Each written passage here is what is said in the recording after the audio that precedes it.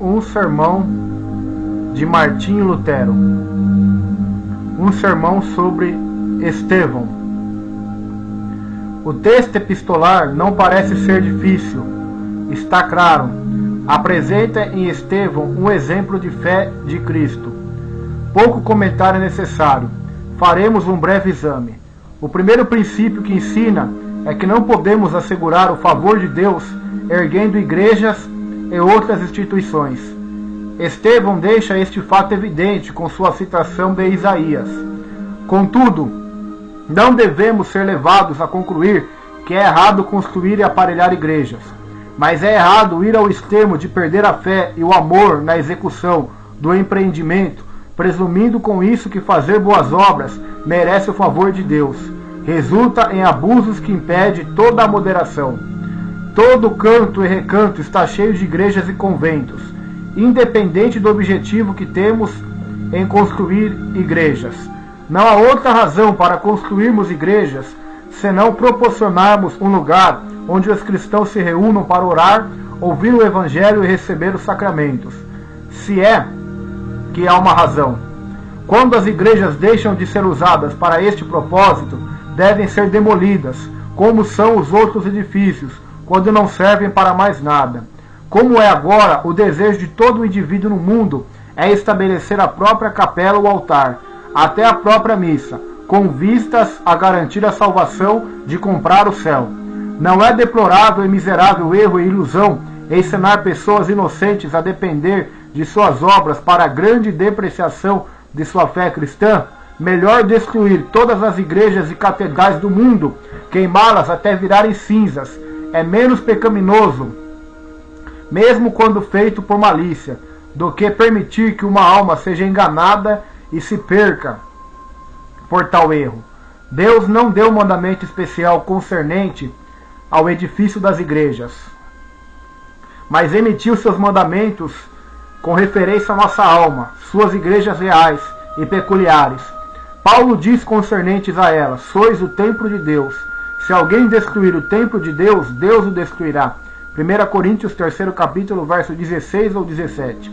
Eu continuo afirmando que no interesse de exterminar o erro mencionado, seria bom derrubar de vez todas as igrejas do mundo e utilizar habitações comuns ou lugares ao ar livre para pregar, orar e batizar, e para todas as exigências cristãs. Há especialmente justificação para fazer isso, por causa da razão desprezível que os papistas dão para construir igrejas. Cristo pregou por mais de 3 anos, mas por apenas 3 dias no templo em Jerusalém. O restante do tempo ele falou nas escolas dos judeus, no deserto, nas montanhas, em barcos, nas festas e, quando não, em habitações particulares. João Batista nunca entrou no templo, ele pregou pelas cercanias do Rio Jordão e em todos os lugares. Os apóstolos pregaram nos mercados e ruas de Jerusalém no dia de Pentecoste. Filipe pregou ao eunuco numa carruagem. Paulo pregou ao povo à beira de um rio, na cadeia em Filipos, em várias casas particulares. De fato, Cristo ordenou que os apóstolos pregassem em casas particulares. Tenho para mim que os pregadores mencionados eram igualmente bons como os de hoje. Agora vocês percebem por que os raios caem com mais frequência nas suntuosas igrejas papistas do que em outros edifícios? Aparentemente a ira de Deus repousa sobre tudo nelas, porque ali são cometidos mais pecados, são ditas mais blasfêmias e é feito mais destruição de almas e de igrejas do que em bordéis e antros de ladrões. O guarda de um bordel público é menos pecador que o pregador que não entrega o verdadeiro evangelho. E o bordel não é tão ruim assim como a igreja do falso pregador. Mesmo se o proprietário do bordel prostituísse diariamente virgens, esposas religiosas e freiras, por mais terrível e abominável que sejam tais coisas, ele não seria pior nem causaria mais dano que esses pregadores papistas. Isso surpreende?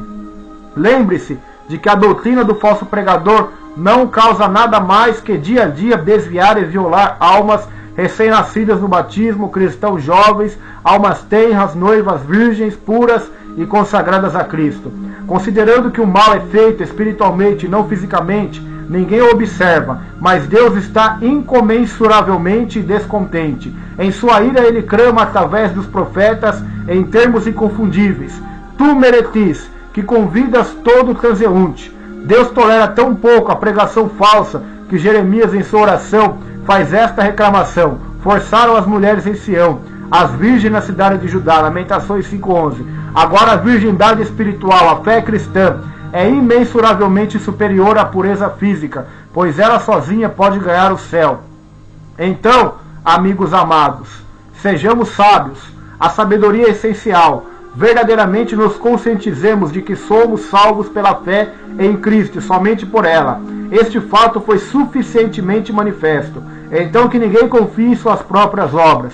Engajemo-nos em nossa vida apenas em obras que tragam proveito ao próximo, sendo indiferentes à vontade e instituição. Encetamos nossos esforços para melhorar o pleno curso da vida do próximo.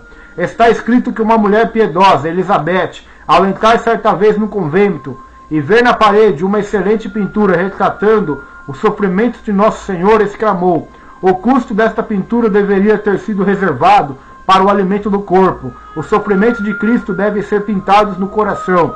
Quão violentamente esta declaração religiosa é dirigida contra as coisas em geral, consideradas preciosas. Falasse Elizabeth hoje assim, com certeza os papistas a queimariam por blasfemar contra os sofrimentos de Cristo e por condenar as boas obras. Ela seria denunciada como herege, embora seus méritos ultrapassassem os méritos de 10 santos juntos. Estevão não só rejeita as concepções dos judeus com respeito à igreja e sua construção, mas também denuncia todas as suas obras, dizendo que eles recebem a lei pela disposição de anjos e não aguardaram. Então os judeus em troca reprovaram Estevão como se ele tivesse falado contra o templo, além disso blasfemado da lei de Moisés e ensinado obras estranhas. Com efeito, Estevão não poderia ter-os corretamente acusado de fracassar em observar a lei na medida em que obras exteriores são consideradas, pois eles eram circuncidados e observavam as leis com respeito a alimentos, roupas, festas e todos os mandamentos de Moisés. Foi a consciência de terem observado a lei que os levou a apedrejá-lo. Mas as palavras de Estevão foram instigadas pelo mesmo Espírito que moveu Paulo, quando ele disse que pelas obras da lei ninguém é justificado aos olhos de Deus, sendo somente a fé a justificadora. Onde o Espírito Santo não está presente para conceder graça, o coração do homem não pode favorecer a lei de Deus. Ele preferiria que a lei não existisse. Logo, todo indivíduo está consciente de sua própria apatia e aversão ao que é bom, e da sua prontidão em fazer o mal. Como Moisés diz, a imaginação do coração do homem é má desde a sua meninice. Gênesis 8:21.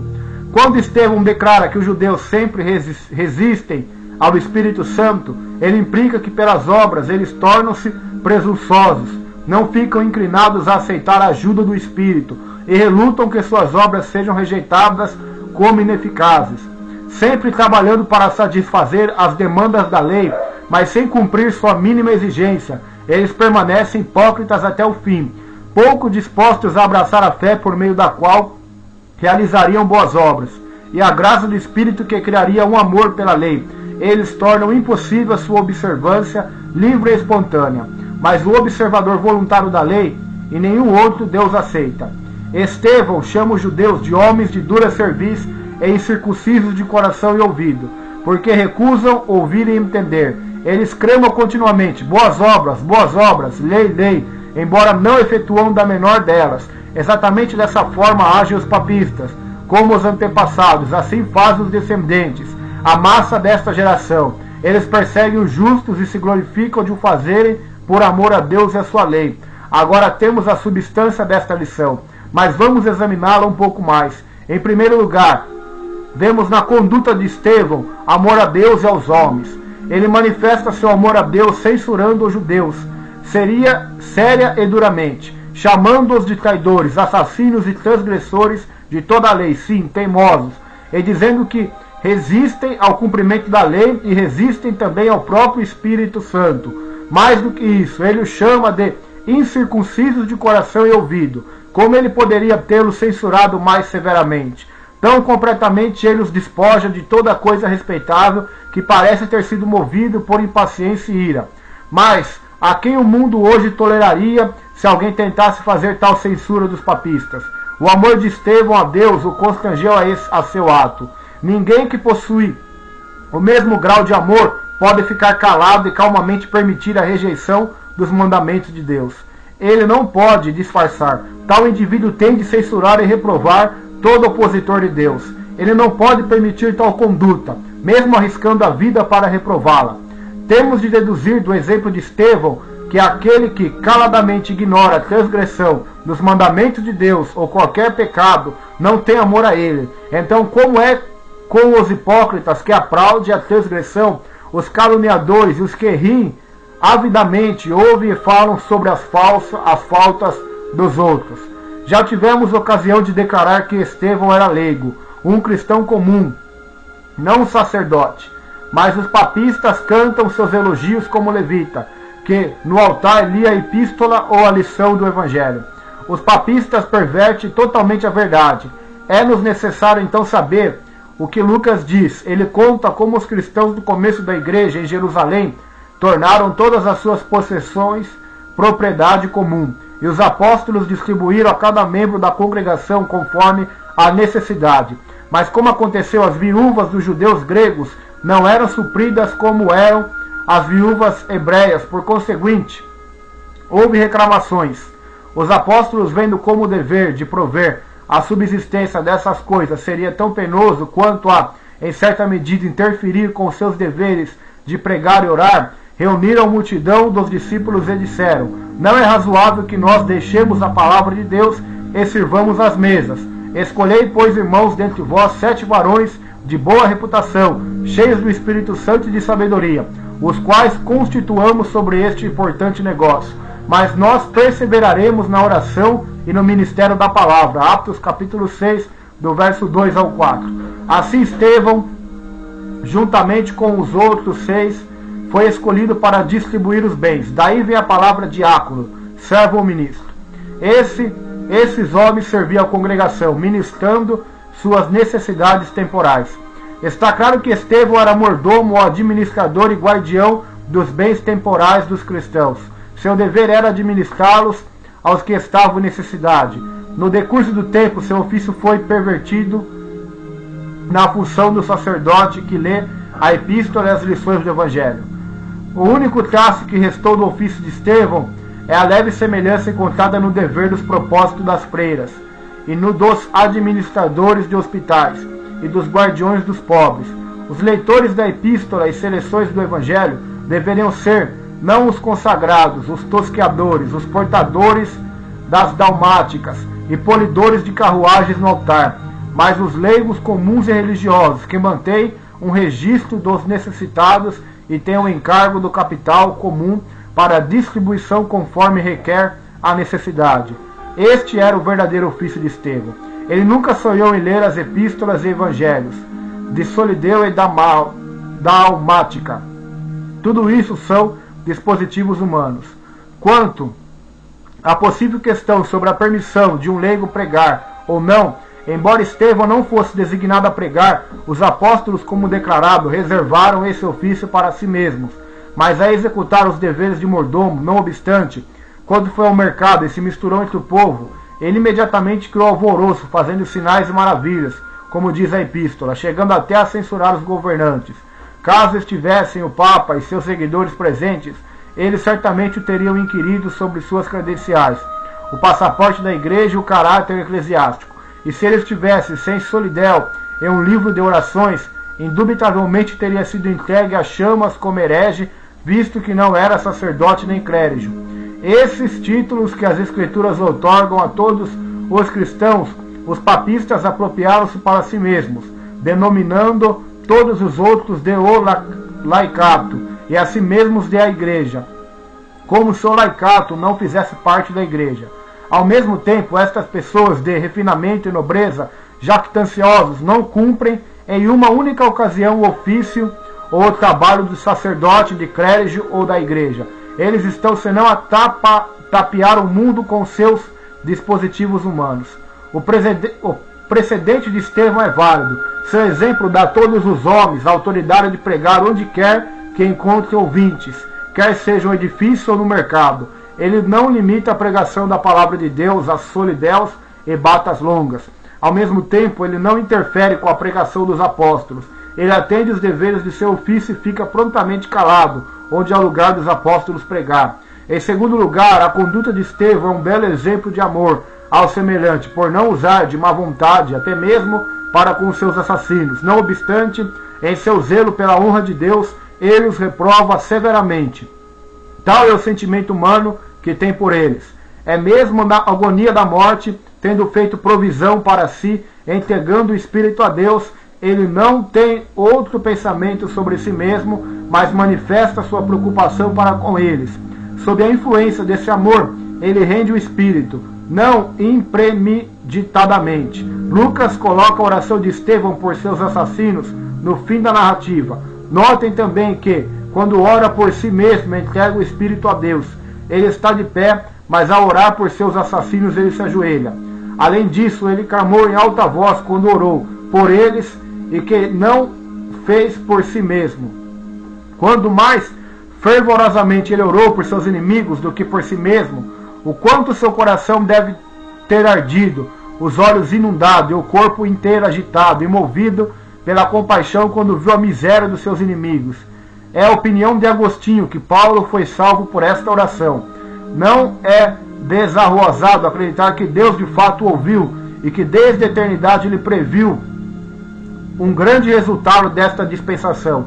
A pessoa de Paulo é a evidência da resposta de Deus à oração de Estevão. Isso não pode ser negado, embora nem todos possam ter sido salvos.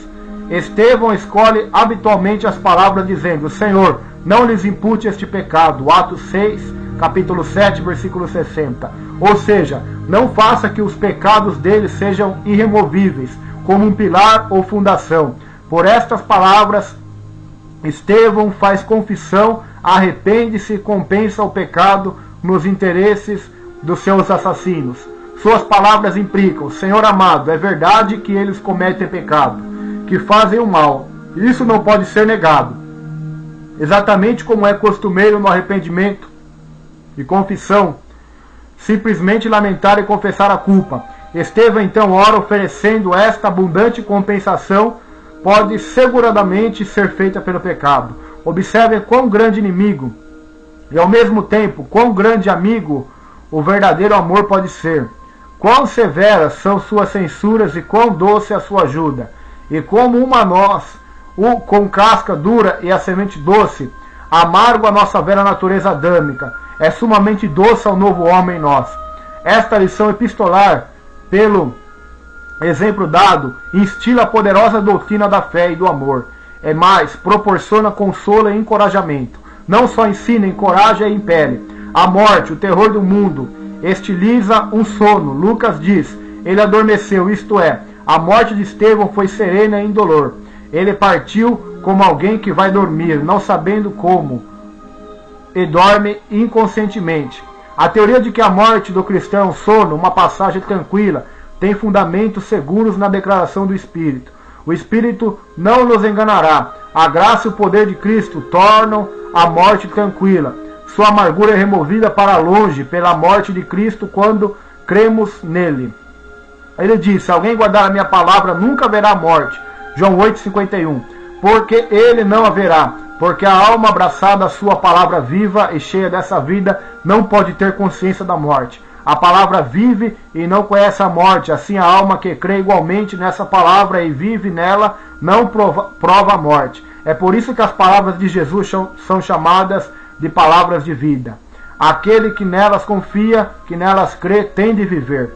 Consolo e encorajamento são ainda mais reforçados pela afirmação de Estevão: eis que vejo os céus abertos e o Filho do Homem que está em pé à mão direita de Deus. Atos 7, versículo 56. Aqui vemos quão fiel e amorosamente Jesus cuida de nós e o quanto Ele está pronto a nos ajudar, se nós tão somente crermos nele, alegremente arriscarmos a vida por Ele. A visão não foi dada somente por causa de Estevão, não foi registrada para proveito próprio. Foi para nossa consolação, para tirar toda dúvida de nosso privilégio, a fim de gozarmos os mesmos resultados felizes, desde que procedamos como Estevão. O fato de os céus estarem abertos proporciona-nos o maior consolo e tira todo o terror da morte. Porque não nos estará aberto e pronto para nós, quando até os céus, a suprema obra da criação, estão abertamente nos esperando e regozijando-se com nossa aproximação? Pode ser seu desejo vê-los visivelmente abertos para você, mas se todos o vissem, onde estaria a fé? Que a visão foi dada aos homens é o bastante para consolo de todos os cristãos, para consolo e fortalecimento da fé, para a retirada de todos os terrores da morte. Pois assim como cremos, assim experimentaremos, ainda que não vejamos fisicamente. Não prestariam os anjos, sim, todas as criaturas, ajuda voluntária, quando o próprio Senhor se levanta pronto a ajudar? Notavelmente Estevão não viu o anjo, nem o próprio Deus, mas o homem Cristo, aquele que mais causa deleite à humanidade, que proporciona ao homem o mais forte consolo. O homem, sobretudo, quando tem angústia, dá as boas-vindas à visão do outro homem, em preferência a de anjos ou outras criaturas. Nossos ardilosos mestres, que mediram as obras de Deus pela razão, ou os mares como uma colher, perguntam: como Estevão pôde olhar nos céus, quando nossa visão não discerne um pássaro quando plana em altitudes um pouco altas? Como ele pode ver Jesus distintamente, o bastante para reconhecê-lo, sem sombra de dúvida? Um homem num campanário alto nos parece uma criança, e não podemos lhe reconhecer a pessoa. Eles tentam resolver a questão declarando que a visão de Estevão deve ter sido sobrenaturalmente estimulada, permitindo-o ver claramente no espaço infinito. Mas suponha que Estevão estivesse debaixo de um telhado, ou dentro de uma abóbada. Nos devemos ater a essa tolice humana. Paulo, quando estava perto de Damasco, certamente ouviu a voz de Jesus, proveniente do céu, e a sua audição não foi estimulada para a ocasião. Os apóstolos no Monte Tabor, João Batista e novamente o povo, todos ouviram a voz do Pai. Não é mais difícil ouvir uma voz a grande distância do que ver um objeto no mesmo lugar? O alcance de nossa visão é imensuravelmente mais amplo do que o âmbito de nossa audição. Quando Deus deseja revelar-se, o céu e tudo mais estão próximos. Não importa se Estevão está debaixo de um telhado ou ao ar livre, o céu está perto dele. Não se faz necessária a visão anormal. Deus está em todos os lugares, não há necessidade de ele descer do céu. Uma visão muito próxima de Deus, que de fato está no céu, é facilmente possível sem o estímulo à perversão dos sentidos. Não importa se compreendemos ou não como essa visão se realizou. Não é necessário que as maravilhas de Deus sejam colocadas dentro de nossa compreensão. Elas são manifestas para induzir em nós a convicção e a confiança. Explique-me vocês de sabedoria jactanciosa, como a comparativamente grande maçã ou pera ou cereja pode crescer pelo talo minúsculo, ou pelo mesmo expliquem coisas menos misteriosas, mas deixem Deus trabalhar, creiam em suas maravilhas e não presumam colocá-lo dentro de sua compreensão. Quem pode numerar as virtudes ilustradas no exemplo de Estevão? Ali manifesta-se o fruto do Espírito. Encontramos amor, fé, longanimidade, paz, gozo, mansidão, benignidade, temperança e bondade. Vemos também ódio e censura de todas as formas de mal. Notamos uma disposição em não estimar as vantagens mundanas, nem temer os terrores da morte. A liberdade, a tranquilidade, todas as virtudes nobres e graças estão em evidência. Não há virtude que não seja ilustrada neste exemplo. Não há vício que não seja reprovado. Que o evangelista diga que Estevão era cheio de fé e poder. O poder aqui implica atividade. Lucas diria: sua fé era grande, consequentemente suas muitas e poderosas obras. Pois quando a fé existe de fato, seus frutos têm de se seguir. Quanto maior a fé, mais abundantes os frutos. A fé verdadeira é um princípio forte, ativo e eficaz. Nada lhe é impossível, não descansa nem vacila. Estevão, por causa da atividade superior de sua fé, realizou não meramente obras comuns, mas fez maravilhas e sinais publicamente. grandes maravilhas e sinais, como Lucas declara. Isto está escrito para sinal de que o indivíduo nativo carece de fé e não tem direito de se gloriar disso. Não é sem propósito que a palavra fé é colocada antes da palavra poder. A intenção era mostrar que as obras são evidência de fé e que sem fé nada de bom podemos realizar. A fé deve ser primária em todo ato. Para esse fim, que Deus nos ajude. Amém. Um sermão de Martinho Lutero sobre Estevão.